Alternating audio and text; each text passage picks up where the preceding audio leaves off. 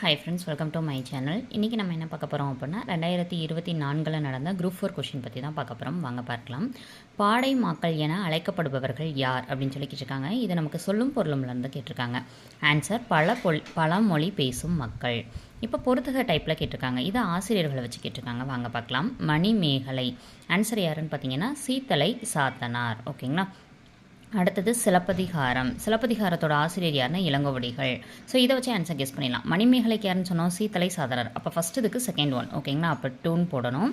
அடுத்து சிலப்பதிகாரத்துக்கு இளங்கோவடிகள். இளங்கோவடிகளுக்கு நம்ம என்ன போடணும் 4 போடுவோம். அடுத்து பெரிய புராணம் யாருன்னு பார்த்தீங்கன்னா சேக்கிலார் வருவார். ஸோ ஃபஸ்ட் ஆப்ஷன் அப்போ 1ன்னு வரும். ஓகேங்களா. ஸோ சிலப்பதிகாரத்துக்கு இளங்கோவடிகள். அடுத்தது திருவிளையாடல் புராணம் பார்த்தீங்கன்னா பரஞ்சோதி முனிவர். ஓகேங்களா.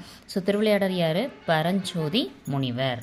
ஸோ அப்போ 2413 அப்படின்றது ஆன்சர். ஓகேங்களா. 2413. சிலர் வந்து இந்த சைடில் நம்பர் போட்டு அந்த நம்பர் ஆப்ஷனை தேடுவீங்க. அந்த மாதிரி போடாதீங்க. போட்டிங்கன்னா தப்பாக வரும். ஓகேங்களா. இப்படி சப்போஸ் நீங்கள் போட்டிங்கன்னா இங்கே 3ன்னு வந்திருக்கும். பெரிய புராணம் சைக்கிளாக 3ன்னு வந்திருக்கும். அப்போ இந்த ஆப்ஷன் சூஸ் பண்ணியிருப்பீங்க. அது தவறு. ஓகேங்களா. இந்த மாதிரி தான் பொறுத்துக வந்து மார்க் பண்ணணும். நெக்ஸ்ட் கொஷின் பார்க்கலாம்.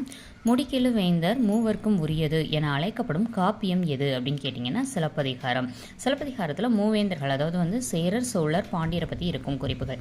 எப்படி அப்படின்னு பார்த்தீங்கன்னா கண்ணகி வந்து பிறந்தது சோழ தேசத்தில் பிறந்திருப்பாங்க, பூம்புகாரில். அங்கேருந்து மதுரைக்கு போயிருப்பாங்க, பாண்டிய தேசத்துக்கு போயிருப்பாங்க. ஓகேங்களா. பாண்டிய தேசத்துலேருந்து மதுரையை எரித்து கையோடு என்ன பண்ணுவாங்க வஞ்சியில் இருக்கக்கூடிய, அதாவது வந்து சேர தேசம். ஓகேங்களா.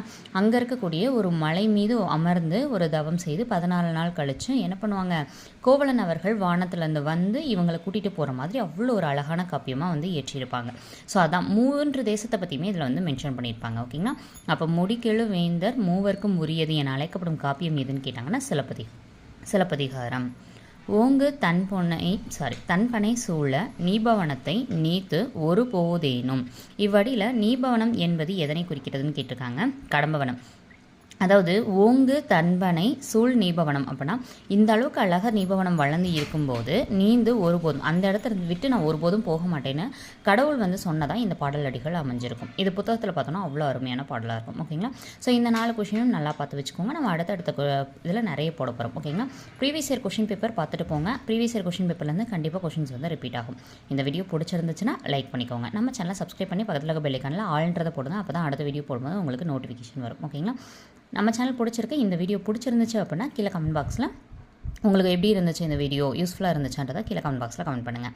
இன்னொரு கேள்வி உங்களுக்கு, மரத்தை இலை காக்கும் டேஷ் இந்த பழமொழியினை நிறைவு செய்க. அதுக்கு ஆன்சரை கமெண்ட் பண்ணுங்கள். தேங்க்யூ.